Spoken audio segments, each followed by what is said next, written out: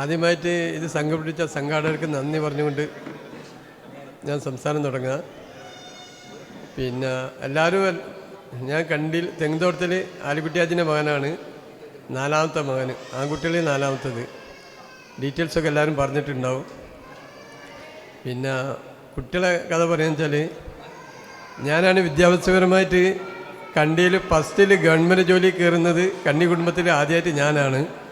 അത് ജോലിയിൽ കയറിയ സന്തോഷം അന്നുണ്ടായിരുന്നു. റിട്ടയർഡായപ്പം സങ്കടത്തോടാണ് ഞാൻ റിട്ടയർമെൻറ്റ് ചെയ്തു പോകുന്നത്. എന്താണെന്നുള്ളത് കണ്ടിയിലെ കുടുംബക്കാർക്ക് അറിയാം, എന്താ സത്യാവസ്ഥ എന്നുള്ളത്. അത് നമ്മളെ കുടുംബത്തിൽ നിന്നുണ്ടായ ഒരു അനുഭവമാണ്. എന്താണെന്നുള്ളത് ഞാൻ വ്യക്തമാക്കുന്നില്ല. ഇന്നും ഞാൻ അത് അനുഭവിച്ചു കൊണ്ടിരിക്കുന്നുണ്ട്. അസൂയാണ് അതിൻ്റെ മെയിൻ കാരണം. നന്നായി പോയി എന്നുള്ള ഒരു ജോലി കിട്ടി, നന്നായി പോയി എന്നുള്ളൊരു തെറ്റായി ഞാൻ ചെയ്തിട്ടുള്ളൂ, അല്ല വേറെ തെറ്റ് ഞാൻ ചെയ്തിട്ടില്ല. വിശദീകരിച്ചപ്പം പറയുന്നില്ല. പിന്നെ മക്കളെ ഞാൻ വിദ്യാഭ്യാസപരമായിട്ട് എന്നാൽ കഴിയുന്ന മാക്സിമം ഇതിൽ ഞാൻ എത്തിച്ചിട്ടുണ്ട്. അന്ന് ഫസ്റ്റിൽ ദയാപുരത്ത് ഞാൻ പറഞ്ഞു വെച്ചപ്പം എൻ്റെ കുടുംബത്തിൽ നിന്ന് തന്നെ എനിക്ക് എതിർപ്പുണ്ടായിരുന്നു. എന്നുവെച്ചാൽ അത് സുന്നി വിദ്യാഭ്യാസ സ്ഥാപനം അല്ലാത്തതും കൊണ്ട് ഞാൻ കുറേ അനുഭവിച്ചിട്ടുണ്ട്. പക്ഷെ എന്തായാലും ഞാൻ അതിനെ മറികടന്ന് കുട്ടികൾക്ക് വിദ്യാഭ്യാസം ദയാപുരം അൻസാരി ദയാപുരത്ത് കൊടുത്തു. ഇന്ന് അൽഹംദുലില്ലാ അവർ നല്ലൊരു ലെവലെത്തിയിട്ടുണ്ട്. മൂത്ത കുട്ടി BDS സാറിന്, ഒരു MDM സാറിനാണ് കല്യാണം കഴിച്ചത്. അവർ കൊണ്ടോട്ടിയിലാണ് വർക്ക് ചെയ്യുന്നത്. അവർ ക്ലിനിക്കിട്ട് വർക്ക് ചെയ്യുന്നുണ്ട്. പിന്നെ രണ്ടാമത്തത് മോനാണ്. മോന് BTech കഴിഞ്ഞ് ഇപ്പോൾ ഒരു പ്രൈവറ്റായിട്ട് വർക്ക് ചെയ്യുന്നുണ്ട്. ചെറിയ വർക്കും ഉണ്ട്, അതിൻ്റെ ഇടയിൽ പ്രൈവറ്റ് ഗവൺമെൻറ് വർക്കിലും പങ്കാളിയാണ്. പിന്നെ ചെറിയ മോള് അവൻ ഫറൂഖ് എന്നാണ് കല്യാണിച്ചത്. ഒരു BDS സാറിനാണ് BDS സാറിനാണ് കല്യാണിച്ചത്. പിന്നെ ചെറിയ മോള് BTech ആണ്. അവൾ വർക്കൊന്നും ചെയ്യുന്നില്ല, ചെറിയ പ്രൈവറ്റായിട്ട് വർക്ക് ചെയ്തിരുന്നു. ഒരു BTech-കാരനെ തന്നെ കല്യാണിച്ച് അവരൊരു ബിസിനസ് ഫീൽഡിലാണ്. അൽഹംദുലില്ലാ വിഷമമൊന്നുമില്ല. കുന്നുമ്പറാണ് അവളെ കല്യാണിച്ചത്. പിന്നെ നമ്മളെ ജീവിത ചരിത്രം പറയാന്ന് വെച്ചാൽ, വാപ്പുള്ള കാലത്ത് പഠിത്തം വളരെ വിഷമമായിരുന്നു. സ്വന്തം പണം ഉണ്ടാക്കിയിട്ടാണ് ഞാനൊക്കെ പഠിച്ചത്. എൻ്റെ സുഹൃത്തുക്കളാണ് എന്നെ അതിന് പ്രോത്സാഹിപ്പിച്ചത്. പിന്നെ വളരെ വിഷമിച്ചാണ് അന്ന് പഠിത്തം മുഴുവിച്ചിരുന്നത്.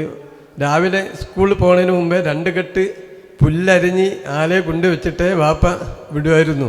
അല്ലെങ്കിൽ തിരിച്ചു വന്ന അടിയാണ്. ഒളർമാവ് ഉണ്ടാകും വീട്ടിന് മുറ്റത്ത്, അതിന്മേൽ മുളക് വള്ളി തൂങ്ങിക്കുണ്ടാവും.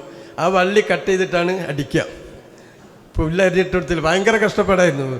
മൂത്ത ജ്യേഷ്ഠന് ഓതാൻ പോയി, ഓനങ്ങനെ രക്ഷപ്പെട്ട്. അതിൻ്റെ മൂത്ത ജ്യേഷ്ഠനും ഞാനാണ് ഈ കൃഷിയിൽ ബുദ്ധിമുട്ടായത്. ഞാൻ +2 അന്നത്തെ PhD കഴിഞ്ഞ് ITക്ക് പോയിട്ട് പിന്നെ ഡിപ്പാർട്ട്മെൻറ്റിൽ കയറിയതാണ്. പിന്നെ വിദ്യാഭ്യാസം അങ്ങനെ ആയിരുന്നു അന്നത്തെ രാവിലെ പുല്ല്, ഞാൻ പറഞ്ഞിട്ട് 2 കെട്ട് പുല്ല് ആലയെ കൊണ്ടുപോയിട്ടാലേ അന്ന് ഭക്ഷണം കിട്ടുള്ളൂ.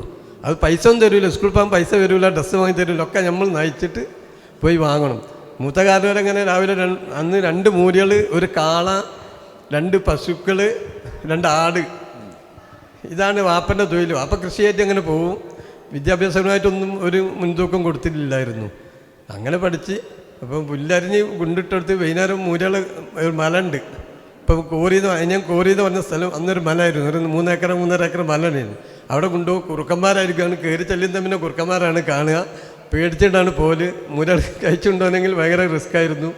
അങ്ങനെ കഷ്ടപ്പെട്ട് ജീവിച്ച് അൽഹംദുലില്ലാ വളരെ നല്ല പ്രായത്തിലിപ്പം ജീവിക്കുന്നുണ്ട്. ഇനിയിപ്പോൾ എന്താ പറയാനുള്ള കൂടുതൽ പറയാനില്ല. അത്രയും പ്രതികൂലമായ സാഹചര്യത്തിൽ നിങ്ങൾ ഇതേലെ പഠിച്ചു വന്നല്ലോ, അതിനുള്ള പ്രചോദനം എന്തായിരുന്നു? കാരണം വാപ്പാൻ്റെ അടുത്തൊക്കെ ഇത്രയും വലിയൊരു എൻ്റെ 2 സുഹൃത്തുക്കൾ ഗവൺമെൻറ് ജോലിയിലായിരുന്നു. എനിക്ക് അവരുടെ അടുത്ത് നല്ലൊരു പ്രചോദനം കിട്ടിയിട്ടുണ്ട്. അതാണ് ഞാൻ അങ്ങനെ പഠിച്ചൊരു ജോലിയിലേക്ക് കയറാനുള്ള ഒരു മെയിൻ കാരണം. ആ നന്ദി ഇന്ന് അവരോട് ഞാൻ കാണിച്ചിട്ടുണ്ട്. അതാണ് എന്നെ പിന്നെ ജോലി എത്തിക്കാനുള്ള മെയിൻ കാരണം. അതാണ്. ആ ജോലിൻ്റെ ഇടയിലെല്ലാം നടത്തിയിട്ടുണ്ട്. എൻ്റെ ഇടയിൽ റിയൽ എസ്റ്റേറ്റ് പരിപാടി നടത്തിയിട്ടുണ്ട്, കുറേ പരിപാടികൾ നടത്തിയിട്ടുണ്ട്. അൽഹംദുലില്ലാ വളരെ ആയത്തായിട്ട്. പ്രചോദനം നൽകിയ സുഹൃത്തുക്കൾ ആരാണ്? അത് ഒന്ന് ഉസ്സൻകുട്ടി, ഒന്ന് യൂസുഫ്. ഇവിടെ ഉണ്ടോ? ഉസ്സൻകുട്ടി ഇവിടെ ഉണ്ട്.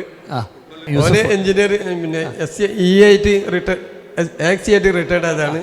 മറ്റാൾ ഇവിടെ ഇല്ല, ഓന് SE ആയിട്ട് റിട്ടയർഡ് ആയതാണ്. യാദൃശ്യമായിട്ട് അവിടെ എത്തിപ്പെട്ടത്. അക്ക് സാർ ഇവിടെ ഉണ്ടെന്ന് പറഞ്ഞപ്പം കാണാൻ വേണ്ടിയിട്ട് കയറിയതാണ്. അപ്പം പിന്നെ ഫാമിലിയായിട്ട് കണ്ടി ഫാമിലിയായിട്ട് നമുക്ക് വേറൊരു ബന്ധമുണ്ട്. അക്ക് സാറിന് അറിയാൻ പറ്റും.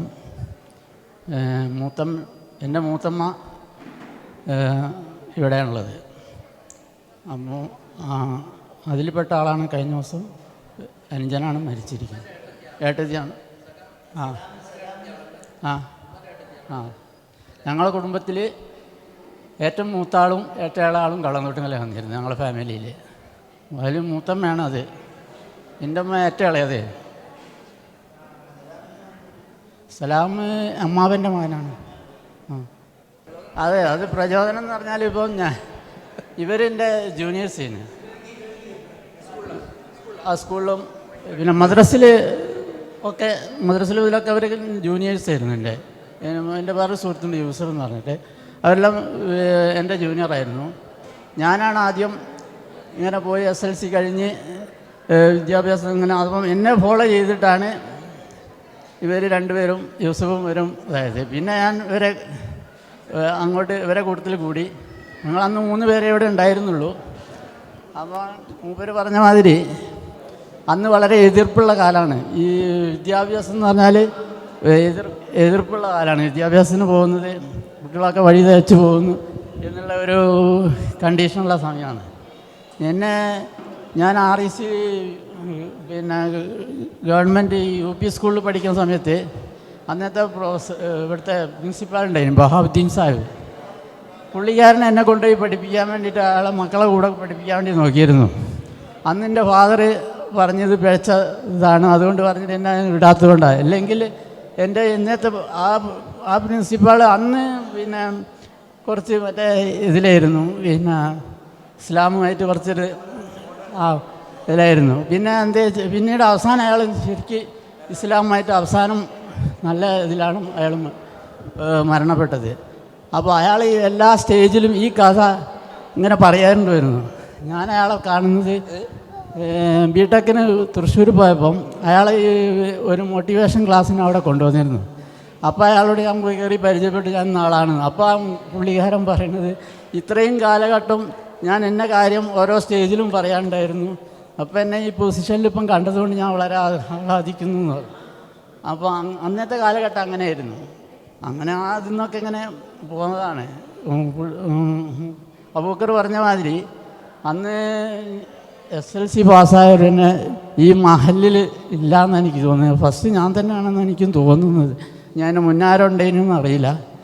അങ്ങനെ തന്നെ അതിൽ പോയിട്ട് ജോലിയിൽ കയറി പിന്നെ അങ്ങനെ ഇതായിപ്പോയതാണ്. പിന്നെ ഞങ്ങൾ ഈ അന്ന് മുതലേ കുറേ പ്രയത്നങ്ങൾ നടത്തി നോക്കി. പക്ഷേ ഇവിടുത്തെ ഈ വിദ്യാഭ്യാസത്തിന് മുൻതൂക്കം കൊടുക്കാൻ ഇവിടുത്തെ ആൾക്കാർക്ക് ഒരു താല്പര്യമില്ല. ഇന്നലെയും ഞാൻ അതിനെപ്പറ്റി സംസാരിച്ചിട്ടുണ്ട്. നമ്മളെ ആൾക്കാർ അന്ന് കയറിയ കുറച്ച് ആൾക്കാർ ജോലിയിലൊക്കെ കയറിയെന്നല്ലാതെ പിന്നെ ഇപ്പം കയറുന്നില്ല. എന്താ വെച്ചാൽ അതിനുള്ള സഹായം ഉണ്ടാവില്ല. എല്ലാവരും ഓരോരോ വഴിയിൽ അങ്ങനെ പോവുകയാണ്. അപ്പോൾ അതിനൊരു മോട്ടിവേഷൻ കൊടുക്കാനുള്ള എല്ലാ പരിപാടികളും ഞങ്ങൾ ഇതിന്ന് നോക്കിയിരുന്നു. പക്ഷേ ശ്രമം നടന്നില്ല. ഇന്നലെ ഞാൻ 2 ആൾക്കാരോട് പറഞ്ഞിട്ടുണ്ട് അതിൻ്റെ ഒരു ഇത് ഒന്നുകൂടി എന്നുള്ള ശ്രമം നടത്തണമെന്ന് പറഞ്ഞിട്ടുണ്ട്. നമ്മുടെ സമുദായത്തിൽ ഇവിടെ ഇല്ലാതായി പോവുകയാണ്. ഇപ്പം കുറച്ച് പേരൊക്കെ ഉണ്ട്. അവൻ കൂടി റിട്ടയർ ചെയ്താൽ പിന്നെ ആരുമില്ലാത്തൊരവസ്ഥയിലേക്ക് വരുന്നതാണ്. ഞാൻ വട്ടോളിയിൽ നിന്നാണ് കല്യാണം വെച്ചത്. കല്ലേറ്റൽ വട്ടോളിയിൽ നിന്നാണ് കല്യാണം വെച്ചത്.